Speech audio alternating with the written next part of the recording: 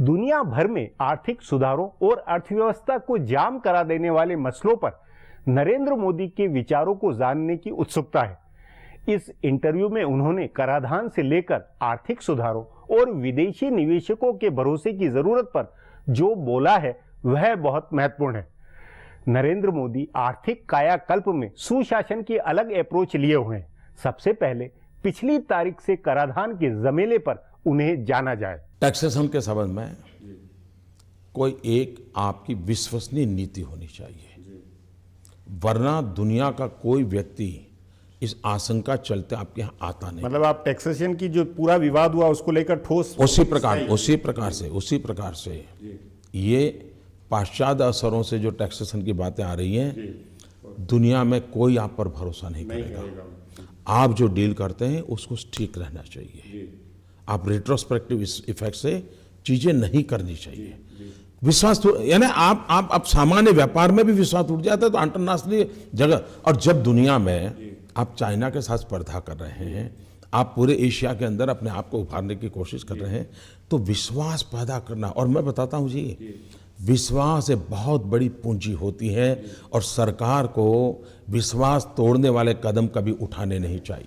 उस विश्वास और यही विश्वास के खातिर में मेरा यही सवाल है कि आर्थिक सुधारों को लेकर आपकी क्या रफ्तारी है, उसको लेकर क्या सोच रहे हैं कि कितना आगे बढ़ेंगे, किस में जो बीच में अभी जिस तरह के विवाद, जिस तरह के अवरोध आए, उसको लेकर आपका क्या कहना है? हमारे यहाँ क्या हो रहा है, तिजोरी खाली करने के वोट बैंक के कार्यक्रमों को लोग आर्थिक सुधार कहते हैं। वो आर्थिक सुधार नहीं है। आर्थिक सुधार वो होते हैं जो आपकी सारी व्यवस्था में नए प्राण भरते हैं, एक नई सोच की शुरुआत होती है, लोगों को आने का अवसर पैदा होता है। आर्थिक सुधारों से ये बनना चाहिए। आपने तो इतने कानूनों के जंगल बनाते जा रहे हो, आदमी कानूनों के जंगल में फंसता चला जा रहा है। आवश्यकता ये है कि हम कानूनों के जंगल को जरा कम करें, सिंप्लीफाई करें और प्रोसेस को बहुत शॉर्टकट करें। हमारे यहाँ हिंदू फिलॉसफी में कहते हैं कि 4 धाम की यात्रा करो तो मोक्ष हो जाता है, लेकिन हमारी सरकारों में फाइलें 40 धाम की यात्रा पूरी करे तब भी फाइल का मोक्ष नहीं होता है। ये बंद होना चाहिए। क्यों ना हम व्यवस्थाओं को सिंक्रोनाइज करें। दूसरा, टेक्नोलॉजी से ट्रांसपेरेंसी लानी है। अब एनवायरनमेंट मैं बताता हूँ क्या कारण है कि एनवायरनमेंट के नाम पर सारे प्रोजेक्ट रोक दिए जाएं। सिग्नेचर की हुई फाइलें पड़ी है, क्यों पड़ी है? आखिर के मंत्रियों को बदलना पड़ रहा है, क्यों बदलना पड़ रहा है? कितनी गंभीर समस्या है। और इसलिए हम जब जितनी बड़ी मात्रा में टेक्नोलॉजी का उपयोग करेंगे, चाहे ई प्रोक्योरमेंट हो, ई टेंडरिंग हो, ह्यूमन इंटरवेंशन जितना कम करेंगे, दुनिया के देशों का विश्वास बढ़ेगा। मतलब ये सुशासन के आपके जो पैरामीटर में ये सारी चीजें आती हैं। ये सुशासन के ही नहीं है, सुशासन के तो है ही है, लेकिन ये एक विकास की लंबी सोच का भी हिस्सा है। आपने गुजरात के अंदर औद्योगिकीकरण का जो माहौल बनाया, जो किया, उसका गुजरात के इस मॉडल को क्या अखिल भारतीय स्तर पर, राष्ट्रीय स्तर पर अमल किया जा सकता है? पहली बात यह है, उस पर कितना फोकस रहेगा? पहली बात यह है, भारत एक संघीय ढांचा है। हमने राज्यों को प्रोत्साहित करना चाहिए। केंद्र की नीतियां ऐसी हो जो सब राज्यों की उनकी क्षमता के अनुसार कार्य करने का अवसर दें। अगर मुझे मान लीजिए दिल्ली में के सरकार के पास किसी देश का एक डेलीगेशन आया, वो इन्वेस्टमेंट करना चाहता है, तो दिल्ली सरकार कहाँ इन्वेस्टमेंट कराएगी? उसका काम है कि वो मान लीजिए भाई बिहार में इन्वेस्टमेंट करने योग्य है, तो बिहार की सरकार से उनको मेल करवा दे, उनको विश्वास दे। उसको विश्वास होना चाहिए बिहार की सरकार और दिल्ली की सरकार दोनों मेरे साथ हैं।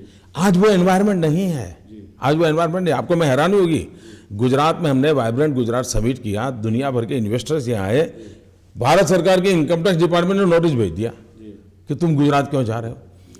दिल्ली सरकार ने राज्यों के विकास में कभी आड़े नहीं आना चाहिए। औद्योगिक विकास के लिए ये बातें बहुत बड़ी मदद करती हैं। ऐसे ही राष्ट्रीय सुरक्षा के मामले में भी नरेंद्र मोदी की दृष्टि अलग है।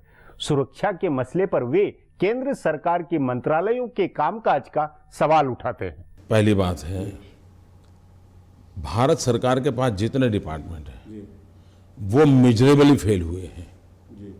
जिन डिपार्टमेंट विभागों में थोड़ा राज्य का कंट्रीब्यूशन में थोड़ा कुछ भी हुआ है, लेकिन जो भारत सरकार के डिपार्टमेंट, चाहे एविएशन हो, चाहे फॉरेन पॉलिसी हो, चाहे डिफेंस हो, चाहे इंटरनल सिक्योरिटी हो, मिजरेबली फेल गए हैं।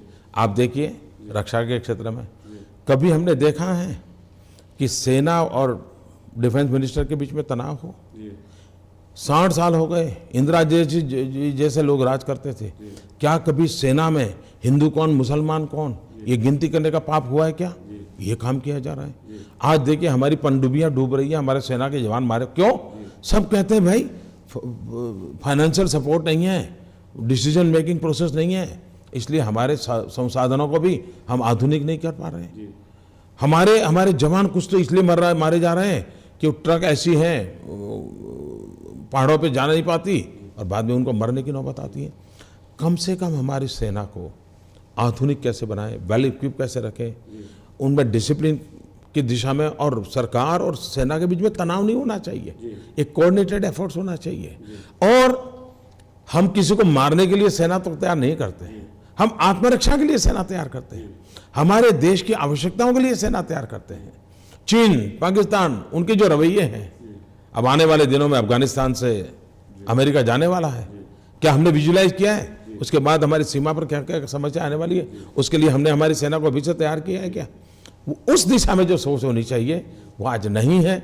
सेना के जवानों के सर काट लिए जाते हैं, और एक आध बयान दे दिया जाता है, बाद में कुछ नहीं होता है।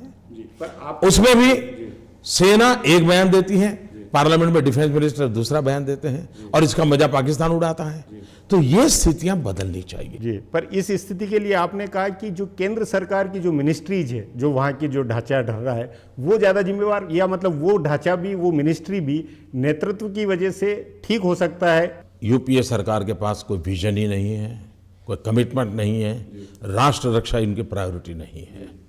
ये सबसे बड़ा संकट है, और ये पूरी सरकार को मैं जिम्मेवार गिनता हूँ, उनके एनएसी को भी इसमें मैं जिम्मेवार गिनता हूँ, वो सबको जिम्मेवार करता हूँ, मैं एक व्यक्ति को जिम्मेवार नहीं करता हूँ, पूरे उनकी सोच। अब मुझे बताइए, आज हम अरबों खरबों का इंपोर्ट करते हैं डिफेंस इक्विपमेंट का, क्या भारत के नौजवान डिफेंस इक्विपमेंट नहीं बना सकते क्या? डिफेंस ऑफसेट हम नहीं बना सकते क्या? क्यों ना हम एक प्रोग्रेसिव एग्रेसिव पॉलिसी न बनाए?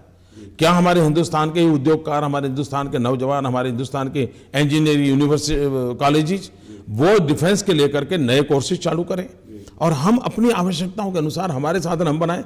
और क्यों हिंदुस्तान सपना न देखें कि हम आज दुनिया से हम शस्त्रास्त्र इंपोर्ट करते हैं, हम वो ड्रीम करें कि हम दुनिया के देशों को एक्सपोर्ट करेंगे।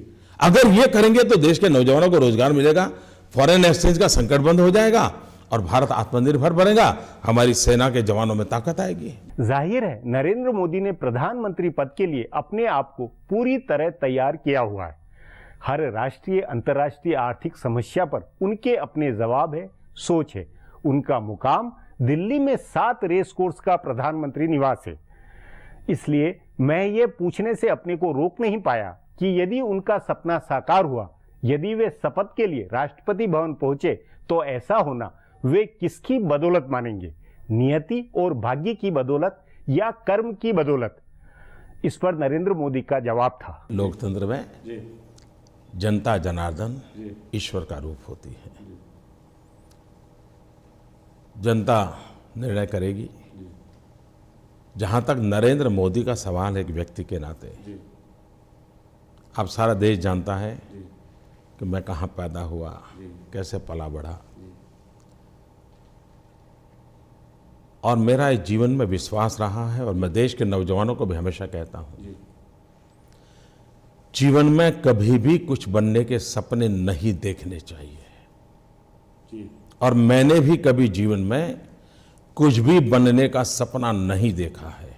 मैं आज 27 तारीख को आपसे बात कर रहा हूं, तब भी मैं कह रहा हूं कि मैंने जीवन में कुछ बनने के सपने नहीं देखे। हाँ, करने के सपने देखने चाहिए, उन सपनों को पूरा करने के लिए जीवन जुटा देना चाहिए। और मेरा क्या कर रहा है?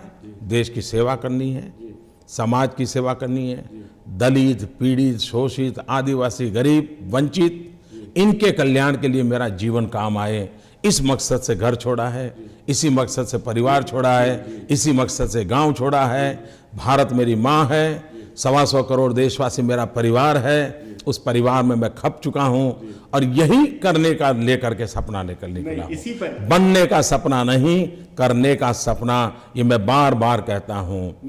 बनना वाली बहुत छोटी बातें होती हैं, कुछ करना ये बहुत बड़ी बात है। आप बचपन से अपने इरादों के धुनी रहे, कुछ करने के धुनी रहे और उसी लिए घर बार छोड़कर प्रचारक बने। लेकिन प्रचारक बनते हुए जो एक आपकी सोच थी, वो सोच और आज जो मौजूदा सोच है, वो किस मुकाम में, उसमें मतलब कितनी प्राप्ति, कैसे वो सोच यहाँ तक कैसे पहुंची? पहली बात है, बच्चा 5वीं कक्षा में अगर एडमिशन लेता है, 7वीं कक्षा में एडमिशन लेता है, 8वीं कक्षा में एडमिशन लेता है, वो एक नींव बनती हैं जो आगे जाकर के वो बहुत बड़ा साइंटिस्ट बनेगा, आगे नोबेल प्राइज विनर बनेगा, आगे रिसर्चर बनेगा, लेकिन ये नींव वहाँ पक्की होती है। मुझे बचपन में राष्ट्रीय स्वयंसेवक संघ के द्वारा देश के लिए जीने के संस्कार मिले हैं, डिसिप्लिन से जीने के लिए संस्कार मिले हैं, कठोर परिश्रम करने के लिए संस्कार मिले हैं, खुद के लिए नहीं औरों के लिए सोचने के संस्कार मिले हैं। और मैं इसके लिए राष्ट्रीय स्वयंसेवक संघ का ऋणी हूँ, जिन्होंने मुझे स्वयं, आज लोग, मैं जब दौरा करता हूँ, लोग मुझे पूछते हैं, मोदी जी आप थकते नहीं हो क्या? आप सुबह शाम इतने दिनों से दौड़ रहे हो। उसका मूल कारण है संघ के अंदर कठोर परिश्रम की मेरी ट्रेनिंग हुई है। खुद के लिए कम सोचना, जिम्मेवारियों को पूरा करने के लिए ज्यादा सोचना, ये मुझे बचपन से ट्रेनिंग नहीं, ये है। लेकिन उसके साथ में मूल भाव समाज सेवा का था। लेकिन समाज सेवा के साथ राज या सत्ता का जो मुकाम बना, ये कन्वर्ट कैसे हुआ? मेरे लिए आज भी राजनीतिक क्षेत्र ये एम्बिशन नहीं है, एक मिशन है। हमारे लिए राजनीति सर्वोपरि नहीं है, राष्ट्र नीति सर्वोपरि है। हमारे लिए सत्ता सब कुछ नहीं है, समाज भक्ति सब कुछ है। यही तो हमारे संस्कार हैं, जो हम जहां भी बैठेंगे, जिस जिम्मेवारी के साथ बैठेंगे, जिस दायित्व को निभाएंगे, 125 करोड़ देशवासियों का कल्याण, भारत माँ फिर से एक बार जगत गुरु का स्थान प्राप्त करे, विश्व की स्पर्धा में हमारी भारत माता भी एक शक्ति बन करके उभरे, ये हर भारतवासी का सपना होना चाहिए। सिर्फ नरेंद्र मोदी का नहीं, 125 करोड़ देशवासियों का सपना होना चाहिए। ये आपने घर छोड़ते हुए या पारिवारिक बंधनों से मुक्त होते हुए आरएसएस ज्वाइन करते हुए ये इरादा, ये उद्देश्य किया था? मुझे जितना भी मौका मिलेगा, अगर एक गरीब की सेवा करने का मौका मिलेगा तो एक की करूंगा, 50 की सेवा करने का मौका मिलेगा 50 के करूंगा, 5 लाख की सेवा करने का मिलेगा मौका मैं 5 का करूंगा, 6 करोड़ की सेवा करने का मौका मिलेगा तो 6 करोड़ की करूंगा, 125 करोड़ की सेवा करने का मौका मिलेगा तो 125 करोड़ की करूंगा। स्केल बदलता जाएगा, इरादा नहीं बदलेगा, रास्ता नहीं बदलेगा। मतलब वो नियति जहां ले गई, आप इसमें नियति को, अपना भाग्य को ज्यादा मानेंगे योगदान इस मुकाम पे, या कर्मवादी होने के का ज्यादा मानेंगे? मैं मानता हूं देश के लिए जो 3 चीजों की सबसे बड़ी आवश्यकता है, वो नेता, नीति और नियत। बाद ही अगर ये ठीक हुआ तो नियति भी तो अच्छा सोचती है। मोदी जी अब एक ब्रेक लेंगे, ब्रेक के बाद बातचीत को जारी। उसमें सोशल मीडिया में नरेंद्र मोदी के प्रति पैदा उम्मीदों के सैलाब पर चर्चा है।